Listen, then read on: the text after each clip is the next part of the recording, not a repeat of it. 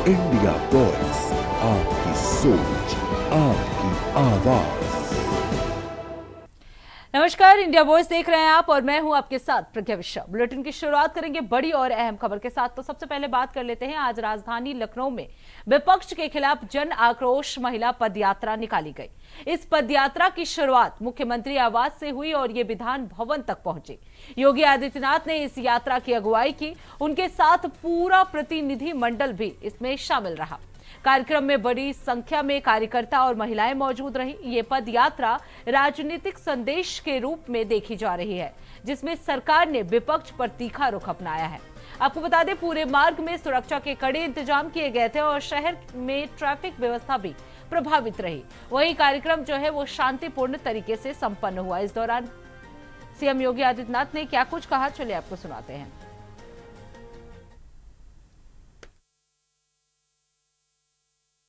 नारी शक्ति बंधन अधिनियम के नए संशोधन को बाधित करने और सदन में उस प्रस्ताव को गिराने के खिलाफ देश भर में जो आक्रोश रैली निकल रही है, उस आक्रोश रैली के क्रम में आज उत्तर प्रदेश में भी Congress, Samajwadi party, TMC, DMK और इंडी गठबंधन के उन सभी सहयोगियों का विरोध करने के लिए आज लखनऊ में भी मातृशक्ति के द्वारा यह आक्रोश प्रदर्शन किया गया। इस आक्रोश प्रदर्शन में भाग लेने वाले आप सभी बहनों का मैं हृदय से अभिनंदन करता हूं और आप सबको इस बात के लिए आश्वस्त करता हूं कि प्रदेश का एक एक बच्चा आधी आबादी के साथ उनके इस जायज मांग का समर्थन करने के लिए आज खड़ा है। ये कांग्रेस हो या समाजवादी पार्टी, इनका चेहरा और लोकतांत्रिक है, इनके कृत्य महिला विरोधी है। इनके सामने प्रधानमंत्री मोदी जी ने जो विकल्प दिया था अपनी महिला विरोधी छवि को समाप्त करने के लिए, उसका इन्होंने नाजायज दुरुपयोग करने का प्रयास किया है। अब रुक कर लेते हैं अगली खबर की। अपर्णा यादव ने लखनऊ में आयोजित जन आक्रोश महिला पदयात्रा के दौरान संबोधन दिया। उन्होंने संविधान 133वां संशोधन विधेयक पास न होने पर विपक्ष पर निशाना साधा। अपर्णा यादव ने कहा कि महिलाओं के मुद्दों पर सरकार पूरी तरह से प्रतिबद्ध है और सशक्तिकरण के लिए लगातार काम कर रही है। उन्होंने विपक्ष पर आरोप लगाते हुए कहा कि वो महिला आरक्षण जैसे महत्वपूर्ण मुद्दों पर राजनीति कर रहे हैं। इस दौरान भारतीय जनता पार्टी के कार्यकर्ताओं ने भी समर्थन दिया और उनके समर्थन में नारे भी लगाए। उन्होंने दावा किया कि ये पदयात्रा महिलाओं के अधिकारों और सम्मान के लिए सरकार की मजबूत प्रतिबद्धता को दर्शाती है। और क्या कुछ कहा, चलिए आपको सुनाते हैं। भारत माता की, भारत माता की। अभी हम सब जो यहाँ पर आज इकट्ठा हुए हैं, एक तरह से हम सभी में बहुत ज्यादा आक्रोश है, चिंता है कि ये बिल नारी शक्ति अधिनियम का क्यों नहीं पास हुआ।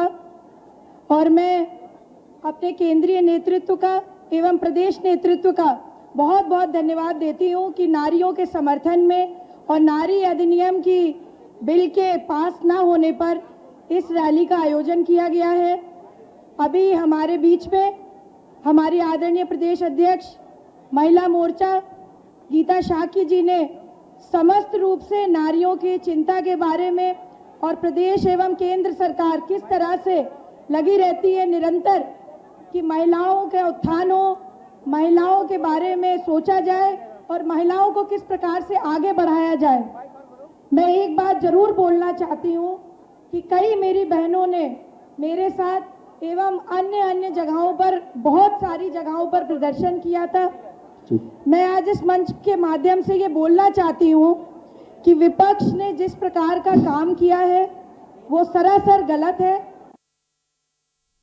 अब रुक कर लेते हैं अगली खबर की। रामपुर के बिलासपुर क्षेत्र से बड़ी खबर सामने आई है, जहां हाईवे चौड़ीकरण परियोजना के तहत प्रशासन ने कार्रवाई करते हुए 2 दरगाहों पर बुलडोजर चलवा दिया है। ये कार्रवाई देर रात और करीब सुबह 3 बजे भारी पुलिस बल की मौजूदगी में की गई। बिलासपुर रामपुर में स्थित इस ऑपरेशन के दौरान इलाके को पूरी तरह से घेर लिया गया और यातायात भी रोक दिया गया।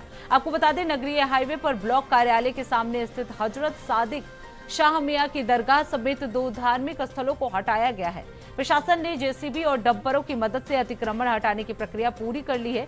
सुबह जब लोग जगे तो उन्हें इस कार्रवाई की जानकारी मिली। इसके बाद इलाके में हलचल मच गई और मौके पर पहुंचने लगे। प्रशासन का कहना है कि ये कदम पहले से चिन्हित अतिक्रमण को हटाने और सड़क चौड़ीकरण के लिए जरूरी था। तो आपको बता दें, रामपुर के बिलासपुर में सुबह प्रशासन का ये बुलडोजर चला है। 2 दरगाहों को ध्वस्त किया गया है। रातों रात ये ऑपरेशन किया गया। सुबह लोगों को वहीं इस खबर पर विस्तार से जानकारी देने के लिए सुरेश दिवाकर हमारे साथ रामपुर से जुड़ चुके हैं। सुरेश, ये कब कार्रवाई हुई और किस आदेश के तहत इस कार्रवाई को किया गया? देखिए, बिल्कुल जिस तरह से बिलासपुर राज्य मंत्री सरदार बलदेव सिंह औलख की विधानसभा है जी। और उस विधानसभा में सड़क किनारे जो हाईवे चौड़ीकरण हो रहा है, एनएच नेशनल हाईवे अथॉरिटी जो है वो सड़क निर्माण कर रही है और उसमें जो है सड़क चौड़ीकरण का काम चल रहा है। उसी चौड़ीकरण के बीच में जो दरगाह थी ये और उसी के जद में आ रही थी। पहले तो प्रशासन ने इस जगह को चिन्हित किया, जगह को चिन्हित करने के बाद वहां पे निशान लगाए। निशान लगाने के बाद जो दरगाह कमेटी के सदस्य थे उनसे भी बातचीत की। उनसे बातचीत करने के बाद बताया ये जा रहा है कि दरगाह समिति के जो लोग थे उन्होंने कुछ हिस्से को तोड़ा भी था, लेकिन उसके बाद भी जो था वहां पर जो चौड़ीकरण में आ रहा था वो उतना नहीं टूट पाया था। जिसके बाद प्रशासन ने जानकारी के मुताबिक ये जानकारी मिल रही है कि प्रशासन ने देर रात सोमवार की देर रात ये कार्रवाई करते हुए जो थी दरगाह दोनों उन्हें जो है जेसीबी की मदद से तोड़ दिया गया है और जो मलबा था उसके लिए वहां पर डंपर लगाए गए थे। डंपर लगाने के साथ साथ वहां पे भारी पुलिस फोर्स तैनात किया गया था। देर रात में ये कार्रवाई करने की बात जो है निकलकर सामने आ रही है और उसके मलबे को भी वहां से तुरंत ऑन द स्पॉट वहां से प्रशासन के द्वारा हटवाने की बात निकलकर सामने आ रही है। अगर अभी की बात की जाए, जो अभी स्थिति है उसमें क्या विरोध देखने को मिल रहा है? जो लोग हैं उनके अंदर हलचल देखने को मिल रही है इस कार्रवाई के बाद? देखिए, बिल्कुल किसी तरह की अभी तक तो कोई हलचल नहीं मिल रही है। जिस तरह से प्रशासन ने ये कार्रवाई की है, देर रात में ये कार्रवाई की गई थी, जानकारी ये मिल रही है। लेकिन जिसके बाद जैसे ही लोगों की नींद खुली, यानी कि नींद से लोग जागे, तो लोगों को पता चला कि जो दरगाह थी और जो दरगाहें एक तो ब्लॉक के सामने है और एक रुद्रपुर जो हाईवे है वहां पर ये दरगाह मौजूद है। दोनों दरगाहों को बताया जा रहा है कि प्रशासन ने जेसीबी की मदद से उन्हें तोड़ दिया है। तोड़ने के बाद के मलबे को भी वहां से तुरंत हटा दिया गया। बाहरी पुलिस फोर्स की निगरानी में ये कार्रवाई की गई। एसडीएम सहित तहसीलदार सहित कई अफसर भी वहां पर बताया जा रहा है कि ये मौजूद थे।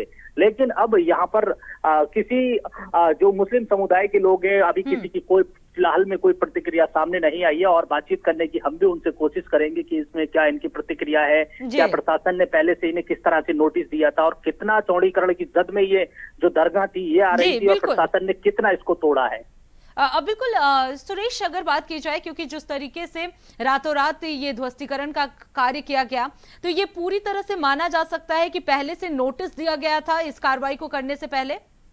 देखिए, बिल्कुल जानकारी यही मिल रही है कि प्रशासन ने पहले तो जो दरगाह समिति के लोग थे, दरगाह इंतजामिया के लोग थे, उनसे प्रशासन के द्वारा बातचीत की गई थी, मीटिंग भी की गई थी। उस पर सहमति भी इन्होंने जताई थी कि ठीक है, जितना दरगाह चौड़ीकरण में आ रहा है उसको हम तोड़ देंगे। और प्रशासन ने ये बात कही थी, अगर आप लोग नहीं तोड़ेंगे तो हमें अपनी जेसीबी की मदद से उस पर ये कार्रवाई करनी पड़ेगी और उसको तोड़ना पड़ेगा। तो यही कारण था कि बीते दिनों, अभी 2-4 दिन पहले जो दरगाह समिति के लोग थे उन्होंने खुद उस पर अपना बुलडोजर मंगाया था। जानकारी ये मिल रही थी कि उन्होंने अपना खुद बुलडोजर मंगाया और खुद बुलडोजर मंगाने के बाद में जो हिस्सा हाईवे चौड़ीकरण की जद में आ रहा था उसको ध्वस्त किया गया था। उसकी तस्वीरें भी खूब वायरल हुई थी सोशल मीडिया पे। लेकिन अब जिस तरह से देर रात ये प्रशासन ने कार्रवाई की है तो कहीं ना कहीं ये माना जा रहा है कि साफ तौर पे जो दोनों दरगाहें थी उन्हें वहां से ध्वस्त कर दिया गया है। बिल्कुल सुरेश, अगर चौड़ीकरण की बात की जाए तो उसका दायरा कितना बड़ा है, इसकी कोई जानकारी? देखिए, अभी इसकी कोई जानकारी स्पष्ट नहीं है, इसका कुछ भी कह पाना अभी संभव नहीं होगा। हम जिलाधिकारी से बात करने की कोशिश करेंगे फिलहाल इसमें। बिल्कुल सुरेश, आप नजर बनाए रखिएगा। बहुत बहुत धन्यवाद इस खबर पे विस्तार से जानकारी देने के लिए। तो बिलासपुर में सुबह ये बुलडोजर एक्शन जो है वो देखने को मिला। आपको बता दें, प्रशासन ने पहले इस जगह को चिन्हित किया था। सड़क चौड़ीकरण को लेकर यह ध्वस्तीकरण का कार्य जो है वो प्रशासन की तरफ से किया गया है रातों रात ऑपरेशन से।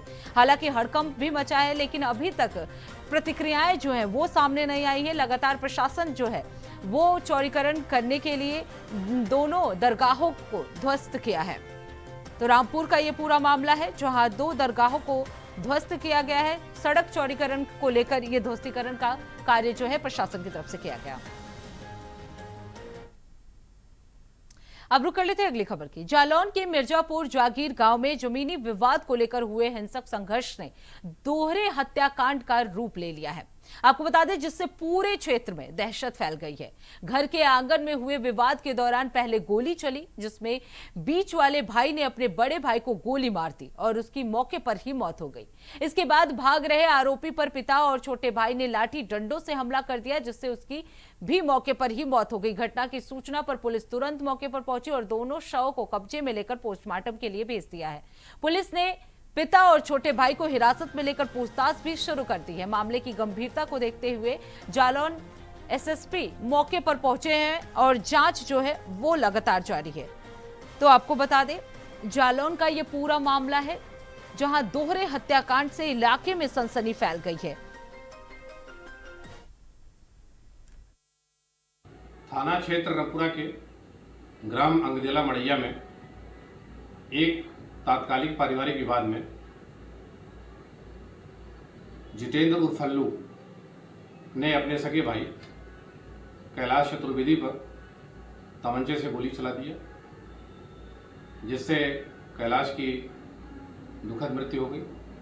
इस घटना के फलस्वरूप मृतक और हमलावर दोनों के पिता जयनारायण चतुर्वेदी और मृतक के बच्चों ने हमलावर जितेंद्र उर्फ फल्लू पर लाठी डंडों से प्रहार कर दिया, जिससे मौके पर उनकी भी दुखद मृत्यु हो गई। घटनाक्रम का कारण तात्कालिक पारिवारिक विवाद है। समस्त पहलुओं की जांच की जा रही है। हमलावरों को हिरासत में लेकर पूछताछ की जा रही है। मौके पर शांति व्यवस्था बनी हुई है। दोनों शवों का पंचायतनामा भर के पोस्टमार्टम के लिए रवाना किया जा चुका है। घटनास्थल का निरीक्षण मेरे द्वारा अपर पुलिस अधीक्षक और अधीनस्थ अधिकारियों द्वारा कर लिया गया है। अग्रिम वैधानिक कार्रवाई प्रचलित है। जानकारी देने के लिए विष्णु पांडे हमारे साथ जालौन से जुड़ चुके हैं। विष्णु, सबसे पहले सवाल तो ये कि ये जो हत्या थी वो कैसे और किन परिस्थितियों में हुई? जी, जैसा कि प्रज्ञा हम आपको बता दें, ये हत्या की पूरी वजह एक पारिवारिक जमीन का बंटवारा है, जिसको लेकर जब छोटे बीच वाले भाई ने बड़े भाई से उसको लेके बात हुई तो आपस में दोनों की कहासुनी हो गई। कहासुनी इतनी बड़ी कि बीच भाई ने अचानक से असलहा लेके आया और उसने अपने भाई पर फायर मार दिया, जिससे कि फायर लगते ही बड़े भाई की मौके पर ही मौत हो गई। और जिसके बाद वह आरोपी भाई मौके से भागने लगा, जिसके बाद बड़े भाई की मृत्यु को देख पिता और सबसे छोटे वाले भाई में आक्रोश पैदा हो गया, जिसके बाद पिता और सबसे छोटे वाले भाई ने भाग रहे भाई को घेर लिया और उसको पकड़ लिया। जिसके बाद पकड़ने के बाद उसकी लाठी डंडे से बेरहमी से इतनी पिटाई कर दी कि उसकी भी मौके पर ही दर्दनाक मौत हो गई। वहीं जमीन के बंटवारे को लेकर यह पूरा मामला सामने आया है, जहां जमीनी विवाद के चलते यह पूरी घटना सामने हुई है। जिसके बाद जब पिता और सबसे छोटे वाले भाई ने देखा कि उसका बेटा और उसका भाई भी मौके पर मौत हो गई है, तो जमीनी विवाद को लेकर दो भाइयों की मौत को देख लोग वहां हड़कंप कट गया। और जैसे ही इसकी सूचना स्थानीय पुलिस को लगी, वैसे ही तत्काल मौके पर पहुंची थाना पुलिस ने दोनों शवों को कब्जे में ले लिया और मृतक पिता और सबसे छोटे वाले भाई को भी गिरफ्तार कर थाने ले आई है, जिससे कि घटना की पूछताछ पूरी वजह क्या थी जिसका खुलासा पुलिस के द्वारा किया जा रहा है। वहीं जैसे ही इसकी घटना की जानकारी जनपद के आला अधिकारियों को लगी तो जनपद के आला अधिकारी जालौन पुलिस अधीक्षक विनय कुमार व एएसपी ईराज राजा मौके पर पहुंचे हैं, जिसके बाद उन्होंने आरोपी पिता और पुत्र को भी गिरफ्तार कर थाने ले आई और लगातार उनसे इस घटना की वजह तलाशी जा रही है। जी प्रज्ञा। बिल्कुल विष्णु, अगर बात की जाए अभी की स्थिति की, तो क्या कुछ स्थिति है, घर में किस तरह का माहौल है और परिवार वालों का और क्या कुछ कहना है इस मामले को लेकर? अभी स्थिति सामान्य नहीं है। हालांकि परिवार पूरी तरीके से सदमे में है। जहां एक परिवार के आंगन में 2 जवान बेटों की लाश पड़ी हो, उस घर में आप अंदाजा लगा सकते हैं कि कैसे उस घर का माहौल होगा और उनके घर के लोगों पर क्या बीत रही होगी। लिहाजा परिवार इस तरीके से पूरी तरीके से सदमे में है और पुलिस पूरे चप्पे चप्पे पर नजर बनाए रखी है। घर में भी पुलिस फोर्स की तैनाती की गई है, जिससे कि लोगों को किसी भी प्रकार की असुविधा न हो। और गाँव में इस समय पूरी तरीके से तनाव का माहौल बना है और गाँव में चर्चा भी बनी हुई कि एक छोटी सी जमीन के विवाद को लेकर किस तरीके से घर में 2 लाशें आके बिछ गई हैं और इस लाश को देख पूरा घर पूरी तरीके से सदमे में है। जी प्रज्ञा। जी बहुत बहुत धन्यवाद विष्णु पांडे इस खबर पर विस्तार से जानकारी देने के लिए। तो आपको बता दें, एक ही परिवार में 2 लोगों की मौत हुई है। हत्या जो है भाइयों में आपसी रंजिश की वजह से हुआ। जमीनी विवाद को लेकर ये हत्या जो है वो की गई है। हालांकि प्रशासन जो है वो मौके पर पहुंच चुका है। दोनों शवों को कब्जे में लेकर पोस्टमार्टम के लिए भेज दिया है। घर का माहौल जो है पूरी तरह से सदमे में है। वहीं अगर इलाके की बात की जाए तो इलाकों में हड़कंप मचा हुआ है, क्योंकि एक ही परिवार के 2 लोगों की मौत जो है वो हो गई है। आपसी रंजिश के चलते ये मौत हुई है।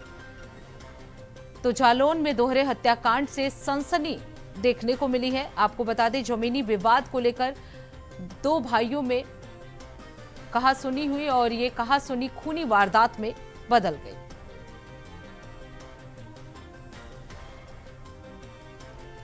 तो जालौन में दोहरे हत्याकांड से सनसनी बनी है। आपको बता दें, जमीनी विवाद के चलते ये हत्या हुई। तो ये बड़ी जानकारी आपको हम बता रहे हैं।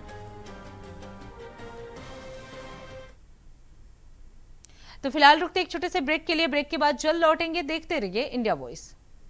तो ब्रेक के बाद एक बार फिर आप सभी का स्वागत है। रुक कर लेते हैं खबरों की ओर। विश्व हिंदू परिषद के अंतर्राष्ट्रीय महासचिव बजरंग बाघरा ने नासिक आईटी कंपनी मामले को गंभीर बताते हुए कहा कि कॉरपोरेट सेक्टर ने भारत की अर्थव्यवस्था को मजबूत किया है और संगठन इसके योगदान की सराहना करता है। उन्होंने कहा कि आर्थिक विकास महत्वपूर्ण है, लेकिन धार्मिक स्वतंत्रता की कीमत पर इसे स्वीकार नहीं किया जा सकता।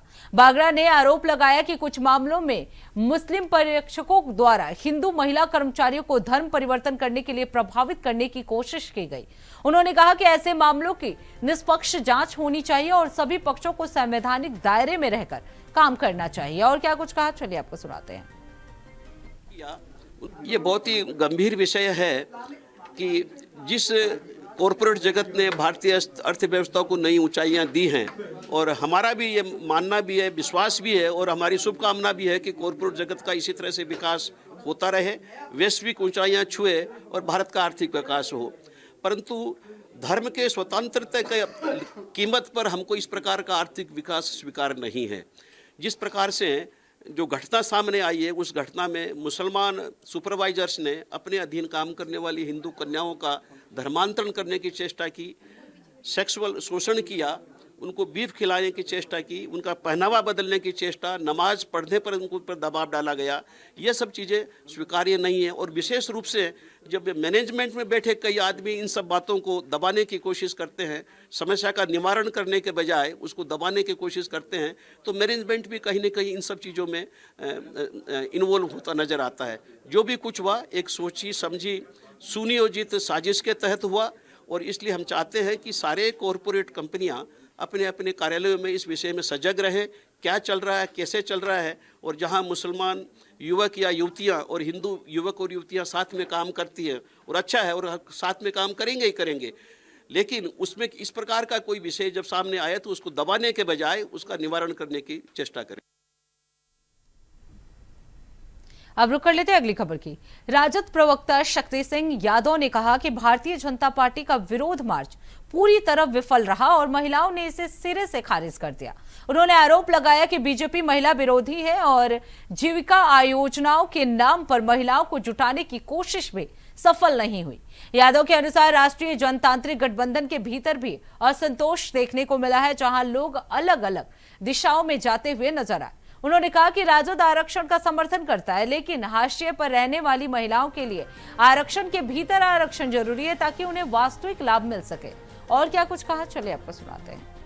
बीजेपी का जो आक्रोश मार्च था पूरी तरह से फ्लॉप हुआ। महिलाओं ने खारिज कर दिया और ये एहसास करा दिया कि भारतीय जनता पार्टी महिला विरोधी है।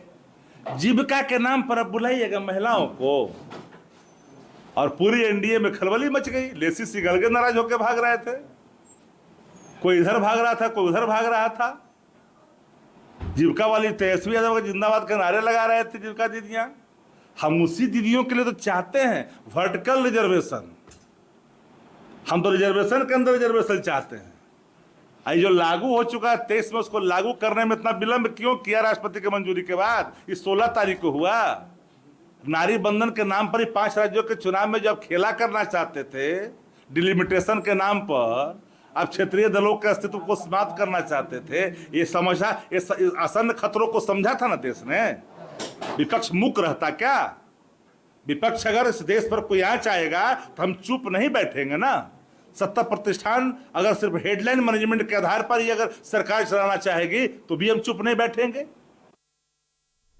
अब रुक कर लेते अगली खबर की। सपा सांसद वीरेंद्र सिंह ने लोकसभा में संविधान 133वां संशोधन विधेयक खारिज होने पर प्रतिक्रिया दी है। उन्होंने कहा कि पहले सत्र बुलाकर यह स्पष्ट किया जाना चाहिए कि किस मुद्दे पर चर्चा होनी है। उनका आरोप है कि सरकार महिला विधेयक को बिना पर्याप्त बहस के जल्दबाजी में आगे बढ़ा रही है, जो समझ से परे है। सिंह ने कहा कि समाजवादी पार्टी ने परिसीमन का विरोध किया था, न कि महिला विधेयक का। उन्होंने जोर देकर कहा कि पार्टी हर मुद्दे पर खुली बहस और विस्तृत चर्चा के लिए तैयार है। और क्या कुछ कहा, चलिए आपको सुनाते हैं। तो सत्र बुलाएं, विषय तो आए, किस विषय पे सत्र बुला रहे हैं? बिना महिला वाले ही महिला बिल पर काहे के इतना जोर दिए हैं, मुझे तो समझ में नहीं आ रहा है। नहीं, हमने तो डिलिमिटेशन का विरोध किया था, महिला बिल का नहीं किया था। अब उसके सैंडविच में महिला बिल के साथ डिलिमिटेशन ले आएंगे तो हमारा विरोध तो लाजमी है ही है कि हम उनको मनमानी तो करने नहीं देंगे। वो लोकतंत्र की हत्या करना चाहते हैं, हम लोकतंत्र बचाने के लिए वहां गए। तो इसी के साथ इस बुलेटिन में बस इतना ही। देश दुनिया की तमाम बड़ी खबरों के लिए देखते रहिए इंडिया वॉइस। तब तक के लिए नमस्कार।